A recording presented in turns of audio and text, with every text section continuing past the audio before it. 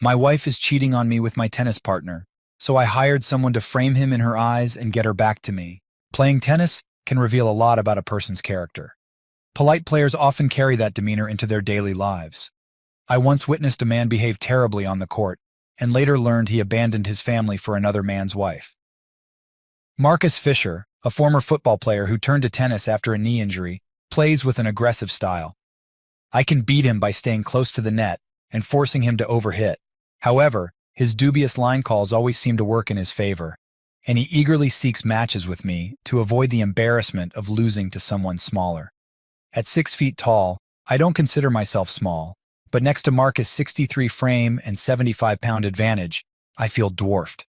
Avoiding Marcus is nearly impossible, since we both live in the same North Atlanta neighborhood, where the tennis community is strong. Fortunately, I also get to play with great people like my mixed doubles partner, Elma Pennington. My wife, Holly, who teaches Pilates, introduced us. Though Holly isn't into tennis, she knew Elma needed a partner, and we've been playing together for about a year. Today's match was at a club in Stone Mountain, so I offered to drive Elma, accounting for the usual Saturday traffic, and we left 45 minutes early.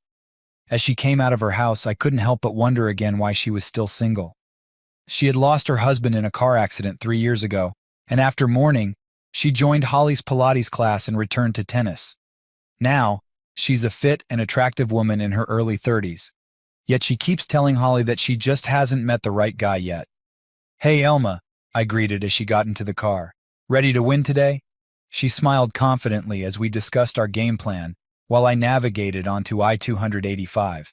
But our conversation was interrupted by a call from our opponent, informing us that a rainstorm had hit, making the courts unplayable. We had to reschedule. Elma looked disappointed, so I suggested we head back to our club to practice, hoping to find someone there for a game. As we approached Eden Point, I decided to take a quick detour to my house to grab my check for the club dues. After parking, I hurried inside, knowing exactly where the check was. But as I walked down the hall, I heard unexpected sounds coming from the master bedroom. "Please do that again." Yes, just like that. That was Holly's voice. What on earth? Moving quietly, I crept to the door and peeked inside. Holly was lying on the bed without clothes, and a man was with her, using his mouth and hands. It felt like I had been hit by a car. Stunned, I stood there, unable to think or move. Everything had changed in an instant, and I couldn't make sense of what I was seeing. Then the man stood up and raised Holly's legs to make it easier for him. This can't be happening, I thought, as I recognized Marcus Fisher. I staggered away from the door, feeling like I had been punched. It was too overwhelming. My first instinct was to storm into the room and confront them. But what good would that do, I thought in despair. They'd already betrayed me. Hitting him wouldn't change that. Besides, even if I landed the first punch, he's so much bigger that he'd probably beat me badly. Still, I couldn't just let him get away with this. As I stood there, it hit me that Elma was waiting in the car. Oh no, I need to get her home first. Then I can come back and deal with this. I walked down the hall and out the front door in a daze, feeling nauseous. Elma watched me through the car window, concerned. I quickly got into the driver's seat and started the car. My face must have looked awful, as Elma asked if I was okay. Unable to speak, I gripped the steering wheel tightly and drove to her place. After parking, I muttered that I couldn't play today. Elma, worried, asked what had happened. When I stayed silent, she turned off the ignition, took the keys, and insisted I come inside and explain. Elma, trying to be supportive, suggested that maybe that's why Marcus took Holly's Pilates class. Shocked, I realized I had never mentioned it to her. My mind raced with questions as I tried to prepare for Holly's reactions and the potential confrontation with Marcus.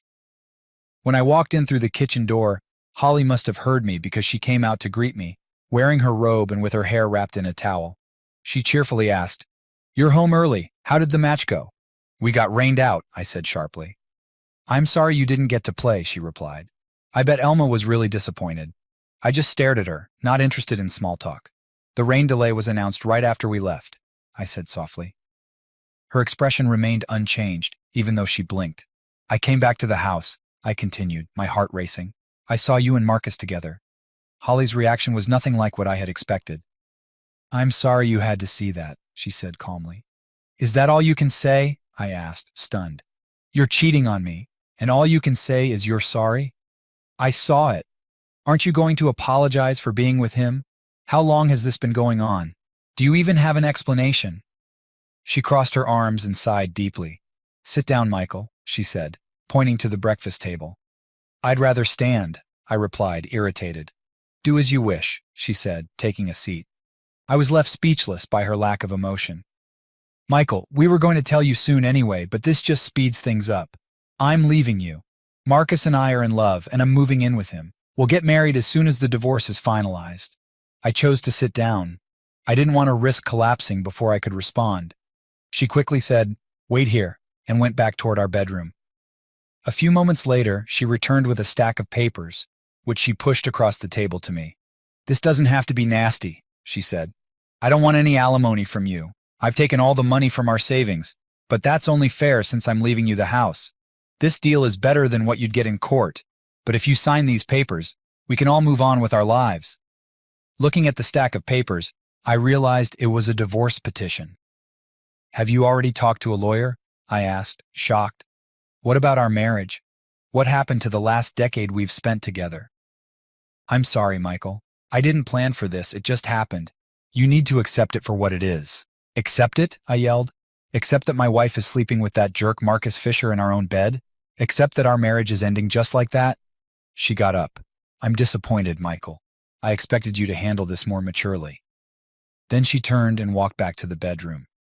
Sitting at the table, I stared at the divorce papers, trying to grasp what was happening.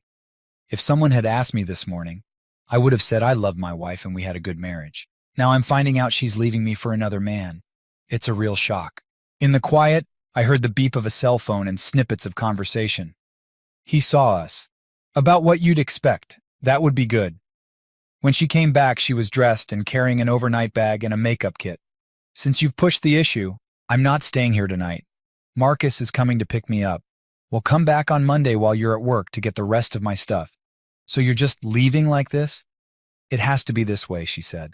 Fine, I said, feeling bitter. What should I tell our friends? She sighed. Michael, Marcus, and I haven't done anything wrong, and we're not going to hide. We'll keep up with our social activities. In fact, we'll probably be at the Eden Point reception tomorrow night. You don't need to tell anyone anything because they'll all find out soon enough. At that moment, I heard a horn beep outside. Holly glanced out the window. Marcus is here, she said. I'm leaving now. Before closing the door, she looked back at me. Just sign the papers, Michael. The sooner you do, the better it will be for everyone. Then she left. The sound of my cell phone ringing jolted me, and I answered quickly, though I think I was hoping to hear Holly's voice. It was Elma calling. How are you holding up, Michael? She asked. Not too well, I answered. She's left me. I know, she said. You know? I asked, shocked. How did you find out? I'm sorry, Michael, she said, sounding upset. Marcus has been bragging about it at the clubhouse. Oh, great, I thought. It's already making the rounds. On Sunday, I stayed inside, hiding from reality. When did things go wrong? Married life seemed easy. I got a great job in Atlanta, and Holly became an aerobics instructor. After saving for a few years, we bought a house in Eden Point. I thought we were happy. I got promotions, and Holly started a successful Pilates studio. We made friends and planned to start a family. Our bedroom life had slowed down, which I attributed to our busy lives. But looking back, I realized things had really tapered off in the past 6 months. Holly seemed distant, but I hadn't noticed. On Monday, I called my lawyer's office to update my will.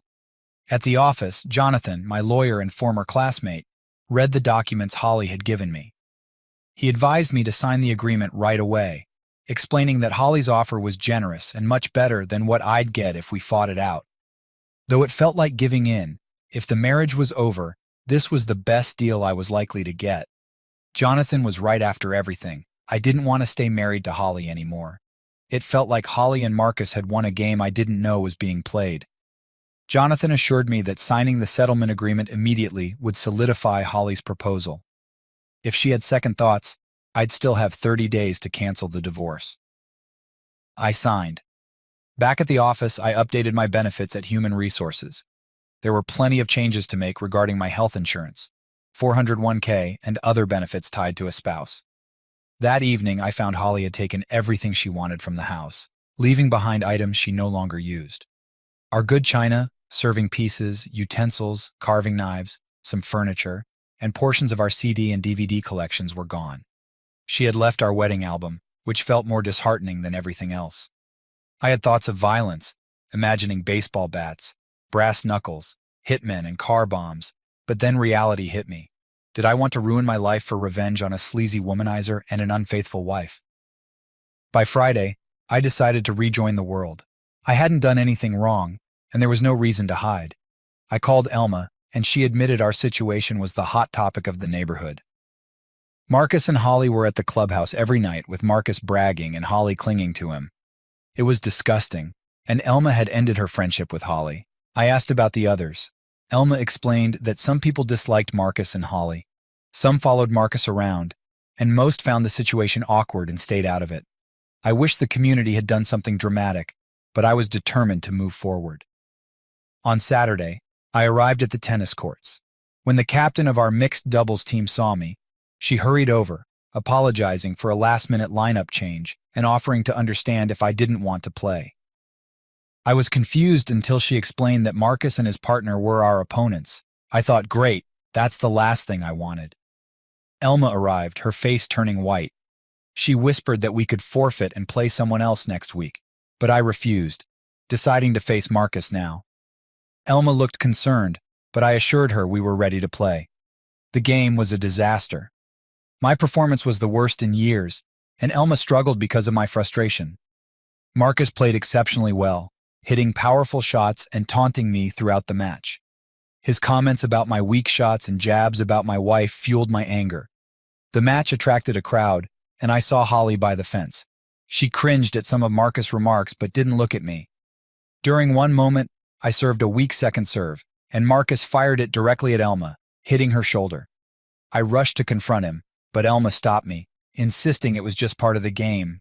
I glared at Marcus as he pretended to adjust his shoelace, feeling frustrated and defeated. The final score was 62-61, a humiliating loss. I gritted my teeth as I walked to the net to shake hands. Marcus's partner apologized for his behavior, but Marcus ignored the handshake and said, "That was fun. Let's do it again next time you're up for a beating." He then kissed Holly over the fence. Elma quickly grabbed my arm, sensing my anger. "He's trying to provoke you, Michael. Don't let him get to you." I promised myself I wouldn't tolerate their behavior anymore and needed to come up with a plan. Lying on the bed, I remembered my old tennis coach's advice: play to your opponent's weakness. Applying it to my situation was challenging. The next morning at work, I had a possible solution. It might cost a lot, I thought, but if it works, it'll be worth it. Around mid-morning, I called our top sales guy, Jerry, and invited him to lunch. I asked if he had ever used an escort service for personal reasons. He initially seemed puzzled and reminded me it was against company policy. I clarified that this wasn't about work, but something personal. Understanding dawned on Jerry's face. He mentioned a top service in the city known for catering to high rollers with high rates and top-notch services, warning they might be expensive. I assured him I could handle the budget and asked for details. Over burgers and drinks, Jerry provided all the information I needed. Calling the number Jerry had provided, a friendly male voice answered, "Hello, how can I assist you?" "I'd like to speak with Mr. Henry Miller," I replied, following the instructions. "This is Mr. Miller," came the response. "What can I do for you?" "I'm looking for something from the Grove Press," I answered. "May I have your name, please?" Mr. Miller asked.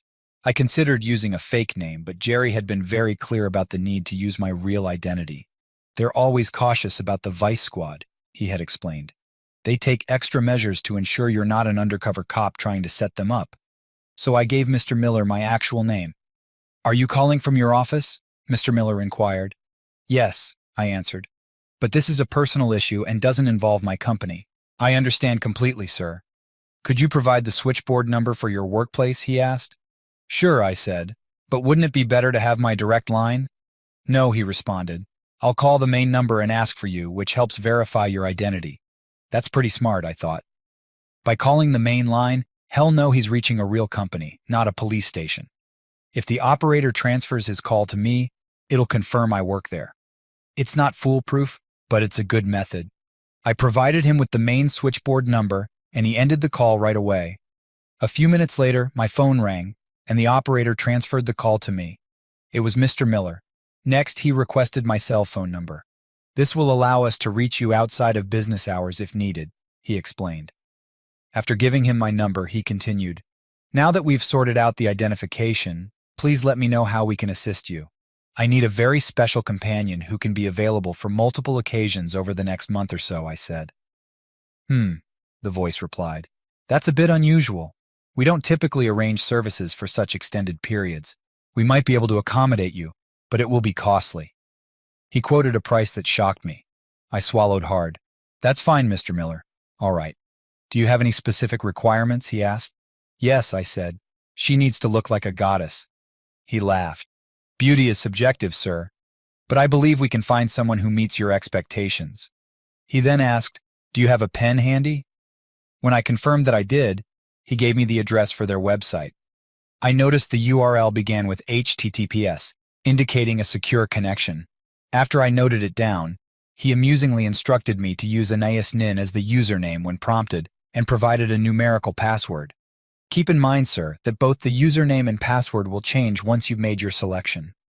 This is to ensure both your security and ours. When I confirmed, the representative explained my credit card would be charged after selecting a companion and scheduling a session. A 25 gratuity was also customary. I hoped this plan would work to avoid ending up broke and embarrassed.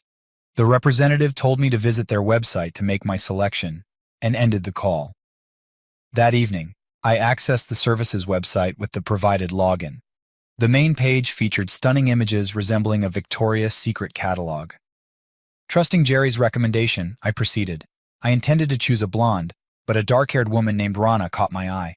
I clicked on her profile, confirmed the meeting, and entered my credit card details.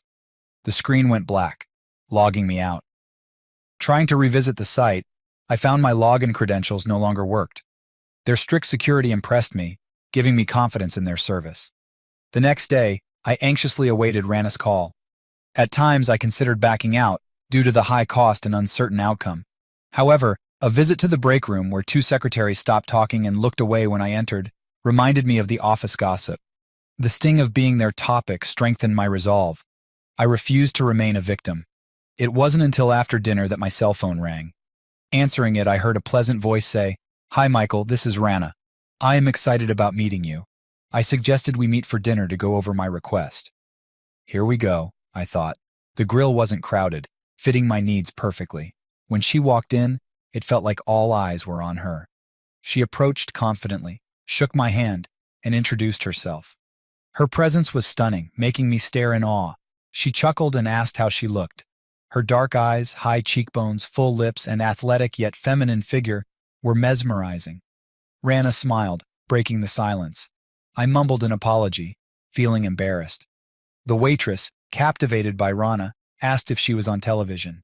Rana replied pleasantly, No, I'm afraid not. Their exchange helped me regain my composure.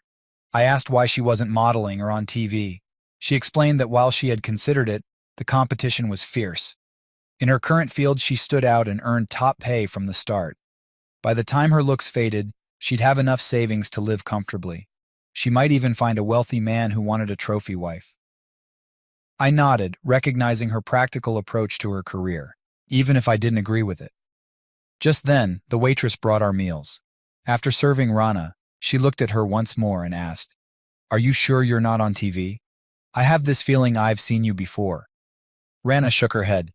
I don't think so. If I had been on TV, I'd remember. I had to stifle my laughter as the waitress hurried away. As we started eating, Rana studied me closely. So, Michael, why don't you tell me what you're looking for? Henry mentioned that this request is a bit unusual. Feeling embarrassed, I began to explain my situation. When I recounted the conversation I had with Holly after catching her and Marcus together, Rana looked at me with sympathy. That was pretty harsh, she said. When I described Marcus Fisher and his behavior, she nodded in understanding. I've encountered many like him. After delicately wiping her mouth, she folded her hands on the table. So, what exactly do you want to achieve? And what's my role in all this? For the next 15 minutes, I laid out my plan for the coming month. I confessed that I had many doubts about the success of my scheme, but I couldn't just sit by and let them walk all over me without trying to fight back. Meeting you has made me think this might actually work.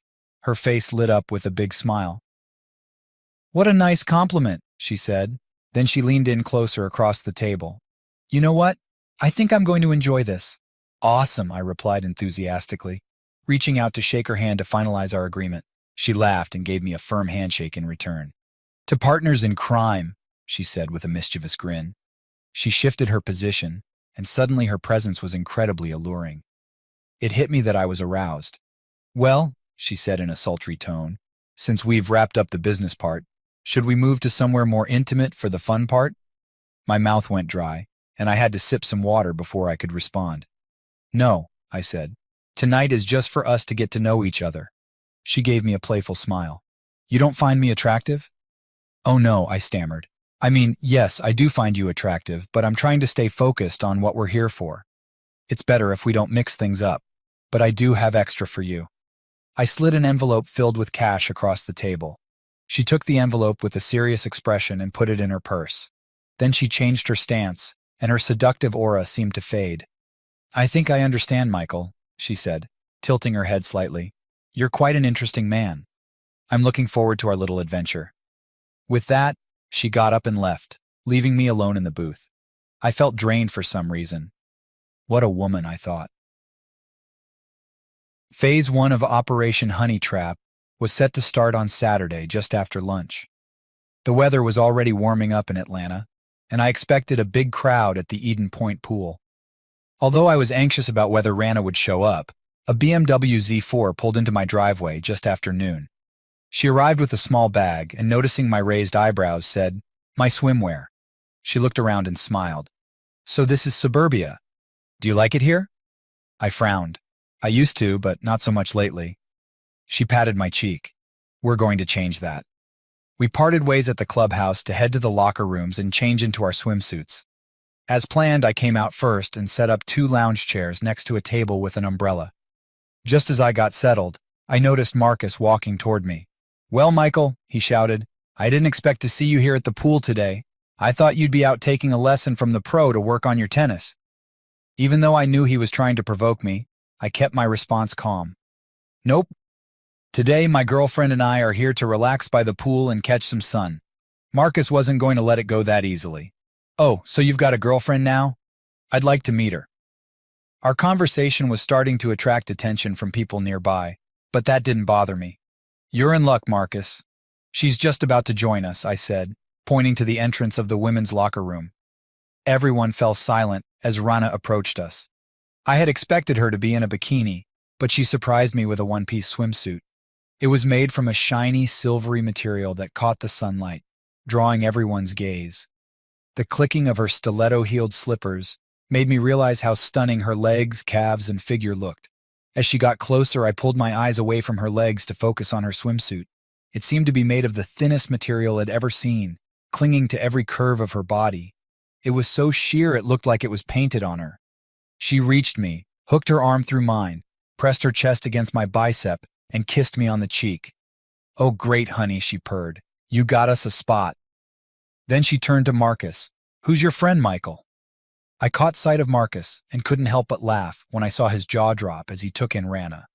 "Rana," I said, "meet Marcus." "Marcus, this is my girlfriend, Rana." His jaw snapped back up, and he quickly reached out to shake her hand.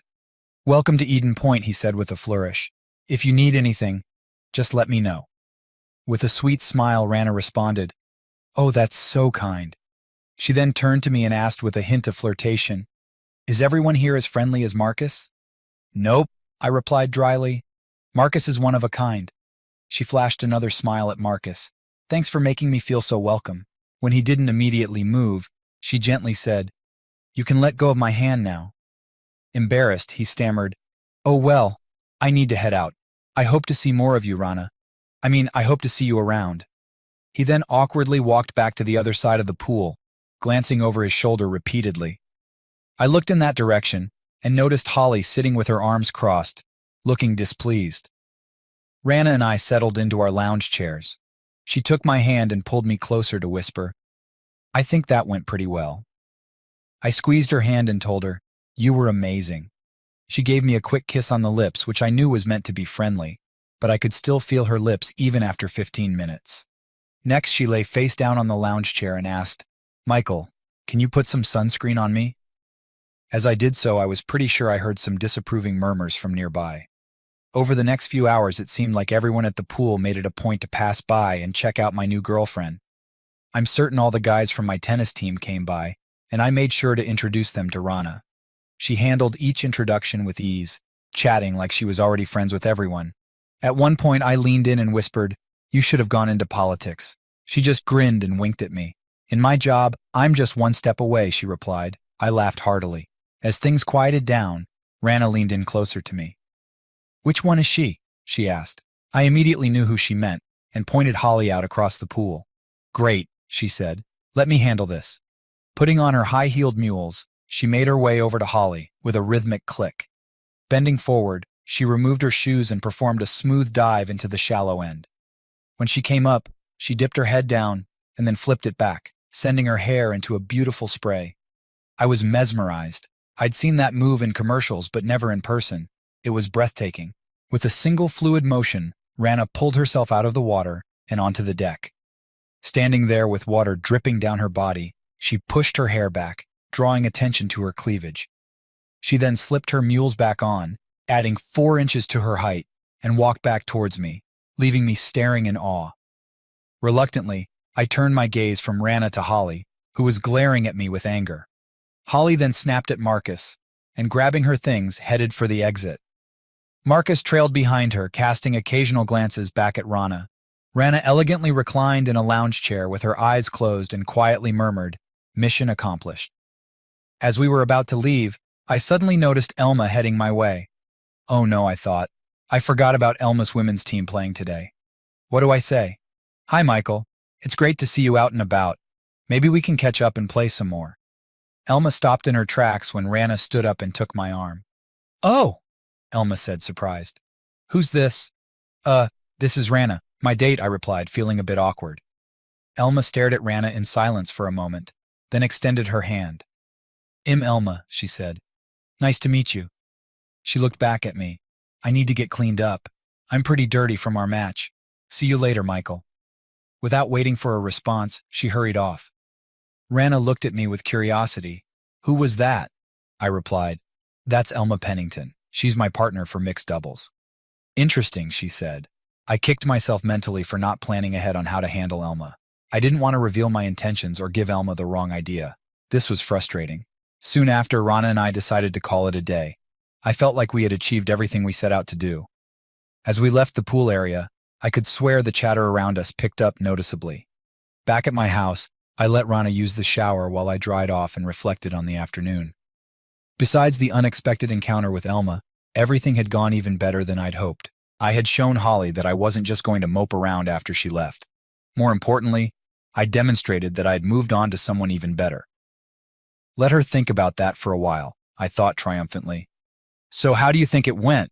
Rana's voice interrupted my thoughts. I turned to see her wrapped in a bath towel.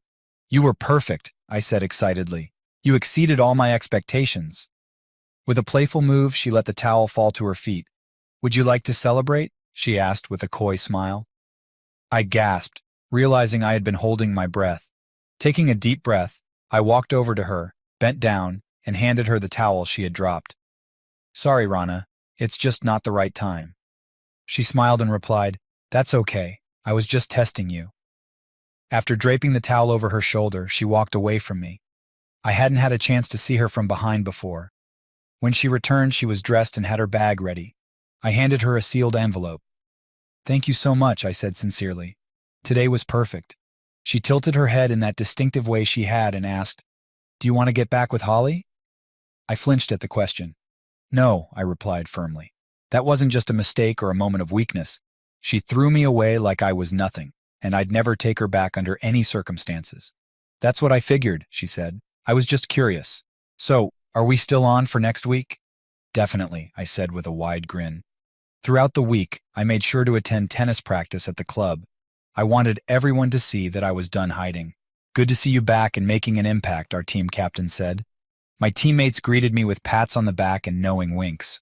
I overheard someone say, "Lucky son of a gun." I smiled, knowing Rana had made quite an impression. A few days later, I showed up for mixed doubles practice, but Elma was nowhere to be found. Our captain mentioned she had called in sick. Once I got home, I immediately called her. Are you okay, Elma? I asked. It's unusual for you to be sick. Oh, it's nothing serious. Just a minor bug going around, she replied. Do you need anything? I offered. I'd be happy to bring it over. No thanks, she said quickly. I don't need anything. It's better if you stay away so you don't catch this bug. All right, I said with some hesitation. But if you start feeling worse, call me immediately. I'm worried about you. She gave a noncommittal response and mentioned she needed to rest, so I let her go. I wasn't thrilled about it. Elma had always been so healthy and lively that it bothered me to think she might be unwell, and our little encounter at the pool last Saturday might not have helped, I thought. I was still unsure about revealing my honey trap plan to her, fearing it might mess things up, but I hated the idea of Elma misunderstanding the situation. I hope she'll understand once it's all over, I thought.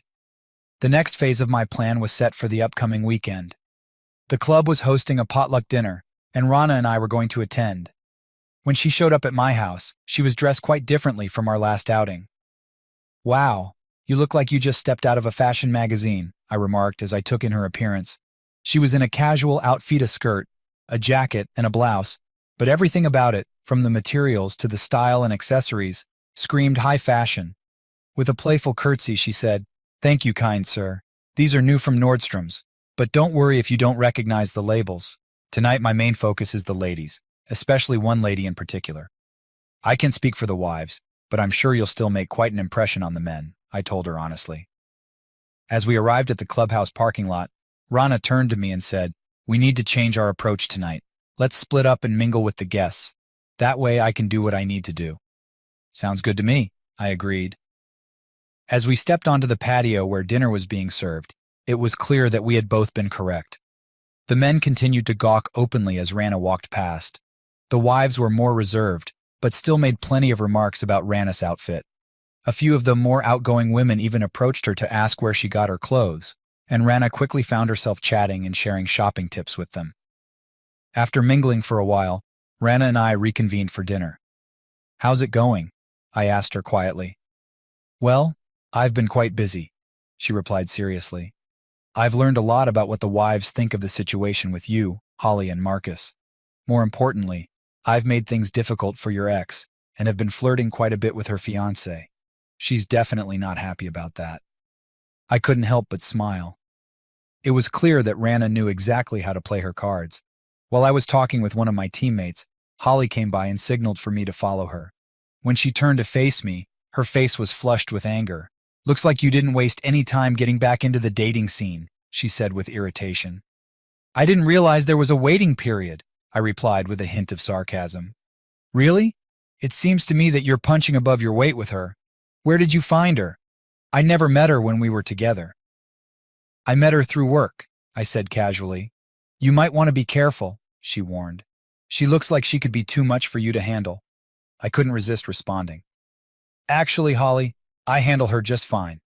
Is that so? She snapped. You better keep her away from Marcus. With that, she stormed off. I smiled to myself. Everything was unfolding just as I had planned. Just then, I noticed Elma carrying a tray of food. Although I knew she was on the entertainment committee, I wasn't sure if she'd be well enough to attend tonight. I quickly went over and took her arm. She blushed when she saw me. I'm really glad to see you're feeling better, I told her. You should have called me to let me know you'd be here tonight. I wasn't sure until the last minute, Michael. Besides, I figured you'd be with your new girlfriend, and I didn't want to interrupt. At that moment, Rana walked by, laughing and chatting with one of my teammates. Looks like I was right, Elma said, clearly irritated. She began to walk away, but I stopped her by grabbing her arm. Hold on, Elma. We need to discuss our next match. After a brief pause, she seemed to make up her mind. Actually, Michael, things have gotten really busy for me lately, so I've decided to drop mixed doubles and focus only on the women's team. I was taken aback. You can't do that, Elma, I exclaimed. Who will be my partner now? Elma glanced past me, and I turned to see Rana standing nearby. You'll find someone, Michael, Elma said. Now let me go. I need to get this food out. Once I released her, she quickly walked away. Rana took my hand and guided me to an empty table. After we sat down, she leaned in and whispered, Just so you know, that girl has feelings for you. What? No way. That's absurd. She's just my tennis partner. She was in Holly's Pilates class, and if I'm not mistaken, Rana continued, disregarding my denial, you might have some feelings for her as well. I don't, I argued. You're completely wrong about that. She's just a good friend. Maybe, she said, clearly doubtful. Anyway, I think we've done enough for tonight, so let's head out. Back at my house, I asked Rana to fill me in on what had happened with Holly and Marcus. She gave me a smug smile. I went over to where they had the food and made some nice comments about it. Holly clearly didn't like me being there, but she couldn't do much about it. Then I complimented her outfit, which forced her to return the favor. I told her where I bought it, and I could see she recognized the brand and knew how expensive it must have been. She didn't say anything, but her eyes were practically green with envy. That sounds just like Holly, I remarked. She's really into fashion and takes pride in her clothing choices. Then Rana went on. One of the other women asked Holly to help in the kitchen. Even though she didn't want to, Holly had to leave me alone with Marcus. As soon as she was gone, I took the opportunity to sample their dish again. While she spoke, Rana mimicked her actions. She bent over slightly, causing her blouse to fall away and reveal her ample cleavage, barely held in place by a thin bra. Then she made a scooping gesture with her finger, tasted it with a suggestive slurp, and stared at me with such intensity that I could almost feel the heat. Standing up straight, she flashed a grin, clearly enjoying the effect she'd had. Once I had Marcus' attention, I really started flirting with him. I asked if he'd played football, which gave him a chance to brag. While he was boasting, I ran my hand over his chest, commented on how much bigger he was compared to you, and told him I like big men. She chuckled. I thought he was going to lose it right there at the table. Wow, I said. It's no surprise Holly was so hostile. I do what I can, she said, with a hint of false modesty. And I can't believe Marcus actually thought you were hitting on him, I added. She laughed scornfully. Men like Marcus are so full of themselves that they never doubt a woman's interest. The ironic part is they're often the worst lovers. I couldn't help but smile at that. If what Rana said was true, it would serve Holly right. I handed her the envelope. Do you think we're set for the next phase? Absolutely. The club's dance will be perfect for our plans. She then headed toward the front door. What, no seduction attempt tonight? I asked with a grin. She shot a playful smile over her shoulder. I wouldn't dream of it. Then, with a playful swing of her hips, she left, leaving me feeling a jolt of excitement. After Rana left, I cracked open a beer and settled down to think about everything that was going on. On one hand, I felt pretty good about how well the honey trap was working. Even though Holly had moved on, I knew she wasn't too thrilled about how quickly I'd found someone new, especially since my new girlfriend was way more attractive than Holly had ever been. While that was satisfying, I couldn't shake the concern about Elma. Could Rana be right, I wondered? Do I actually have feelings for Elma? From the first time Holly introduced us, I'd always liked Elma. She was slim, athletic, graceful, and had a friendly, outgoing personality. Yet I'd always kept our relationship strictly friendly and professional, mostly because of Holly. I assumed Elma felt the same way, especially since she was still dealing with her husband's death. Reflecting on Rana's comments about Elma, I found myself questioning their validity. If Elma was interested in me, why was she avoiding me? And why did that bother me so much? For that matter, why had I turned down the chance to be with an incredibly attractive woman? Could my feelings for Elma be influencing this? Eventually, I gave up trying to figure it out and went to bed. Even if I had the answers, I wouldn't have known what to do next. I decided to stick with the plan I'd set in motion and keep focused. The annual spring dance at the club was a big event that always drew a large crowd. The women dressed up for the occasion, while the men reluctantly put on sports coats and sometimes even ties. I was hoping Marcus and Holly would show up. I had briefed Rana on what to expect, so I was looking forward to seeing her outfit for the event. To my surprise and disappointment, she arrived in jeans and a t-shirt. Granted, the jeans were the tightest I'd ever seen, and the t-shirt clung provocatively, but I had expected something different. My expression must have given me away, because she lightly patted my face as she brushed past. You didn't think I'd risk ruining my dress driving over here, did you? Just let me use your bedroom for a bit, and I'll be ready soon. Already dressed in my sports coat and slacks, I fidgeted impatiently in the den while she changed. It feels like we're an old married couple, I mused with a chuckle. A few minutes later, her voice called out, Michael, can you come here? I need your help with something. Heading to the bedroom, I opened the door to find Rana in the most provocative lingerie I'd ever seen. Her deep brown stockings were held up by a garter belt, drawing even more attention to her intimate areas. Facing me again, she asked with a playful smile, How do I look? I couldn't help but move toward her, but she stopped me with a grin and a raised hand. Not now. I need you to stay out of the way so I don't mess this up. Now that you've given me the thumbs up, leave so I can get into my dress. I almost staggered as I walked back to the den. I swallowed hard. You might give someone a heart attack tonight, I told her, and I meant it. She just smiled and offered her arm so I could lead her out. The patio at the club had been transformed for the dance, with paper lanterns hanging above. It was a bit cheesy, but the soft lights and gentle music created a nice atmosphere. Rana slipped into my arms to dance, and I wasn't surprised to find she was a much better dancer than I was. As we danced, she rested her head on my shoulder, and I realized I didn't care about her job. I just enjoyed having her close and spending time with her. She lifted her head and looked at me. You know, living in the suburbs isn't so bad. I could get used to this. Before I could reply, she tensed up. Uh-oh, here comes trouble. I turned just in time to see Marcus Fisher approaching with a clearly unwilling Holly. Hello, Rana. Hello, Michael, he called out loudly. Glad to see you here tonight. How about swapping partners for a dance or two? I agreed, and he whisked Rana away, leaving me with an obviously uneasy Holly. I extended my arms to her. Care for a dance for old time's sake? She agreed reluctantly, and as a new song started, we began to dance. It was a strange experience. I'd loved and been married to this woman for 10 years, but now all I felt was a strong urge to make her feel what she had done to me. So, was our marriage really that bad? I asked. She sighed. No, Michael, it wasn't like that. We had some good years and shared some great times, but eventually things settled into a routine, and I just lost interest in our relationship. When Marcus came along and showed how much he wanted me, I got caught up in it. I really fell hard for him, Michael. It felt just like when I was in college. She gazed up at me.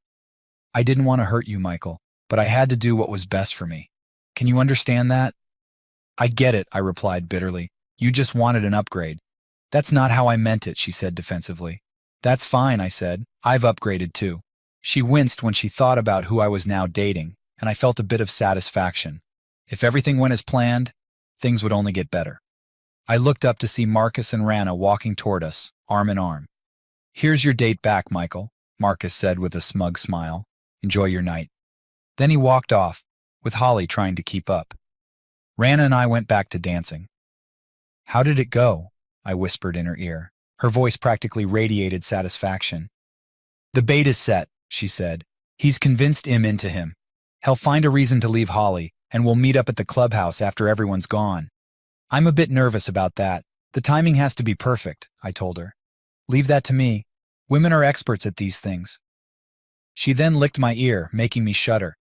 As the night wore on, I noticed that the crowd was thinning out quickly. I must have been scanning the room because Rana noticed. Sorry, Michael, she said. It looks like Elma didn't come tonight. Am I that obvious? I asked. Like a glass window, she said with a smile. When we got back to my house, I pulled an envelope from my pocket and handed it to Rana. I might not get a chance to give this to you later, I said, so I wanted to make sure you got it. She took it with a hint of reluctance. After a moment of looking at me, her demeanor changed. The confident seductress was gone, replaced by a genuine though still beautiful woman. This has been the most unusual job I've ever had, she said, and you're unlike any client I've worked with. It's been a bit frustrating at times, I blushed, but I've really enjoyed it. I took her hands in mine. When I started this revenge plan, I knew I needed someone special, I said, but I never imagined finding someone like you. I'll always remember you. Suddenly, I leaned in and kissed her. She lingered for a few seconds before pulling away quickly. She blinked rapidly and said, I need to avoid smudging my lipstick. Then she looked at the watch on her wrist and said, It's almost time. We need to leave. Give me exactly 30 minutes. She then left, got into her car, and drove off. I stood there for a moment and made a decision. Rana and I hadn't discussed this, and I hoped I wasn't messing things up, but I had to take the chance. I pulled out my cell phone, She must have recognized my number right away. Michael, why are you calling so late? Elma, I need a huge favor. Please don't ask questions. Just meet me at the clubhouse in 30 minutes. What's going on, Michael? What's this about? Please, Elma, I pleaded. I can't explain now. Just trust me and come in 30 minutes. Sorry, I have to go. I ended the call. As I walked to the clubhouse, I wondered if she would show up. It was a long shot, but it was the only chance I had. When I got to the parking lot, I saw 2 cars there. I took out my cell phone and made another call. Marcus! Holly's furious voice blared from the phone. Where are you? It's not Marcus, I replied. It's Michael. Michael, what do you want and why are you calling at this hour? She snapped. I'm calling to let you know where Marcus is. Hez with Rana. What? She yelled. Where? Where are they?